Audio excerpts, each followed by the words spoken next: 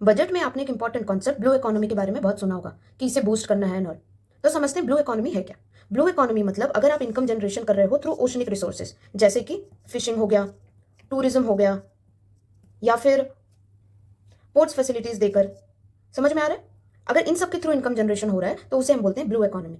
अब इसमें एक चीज का ध्यान रखा जाता है कि सस्टेनेबल यूज को इंश्योर किया जाता है। कैसे? मतलब अगर फिशिंग करना है तो उसका जो मेथड होगा वो एनवायरमेंट फ्रेंडली मेथड होगा। ओवर फिशिंग नहीं किया जाएगा कि डिप्लीट हो जाए। राइट? तो ब्लू इकोनॉमी कैसे याद रखोगे? एक ब्लू ब्लू मतलब पानी। राइट? तो blue economy is related to oceanic resources. और एक दूसरा इंपॉर्टेंट पॉइंट जो इसमें याद रखना है वो कि ये हमेशा जो भी प्रैक्टिस होगा वो सस्टेनेबिलिटी पे ध्यान देगा, कोई भी चीज ओवर नहीं करेगा। राइट? तो अब जब इसका कॉन्सेप्ट समझ गए, इंपॉर्टेंट कीवर्ड समझ गए, तो आप ऑटोमेटिकली इसके पॉजिटिव्स नेगेटिव्स खुद से लिख सकते हो। राइट? कि अगर सस्टेनेबल यूज है तो ऑफकोर्स हमारा जो गोल है क्लाइमेट फ्रेंडली गोल, उसमें हेल्प करेगा एंड ओवरऑल देश का जीडीपी बूस्ट करेगा। राइट?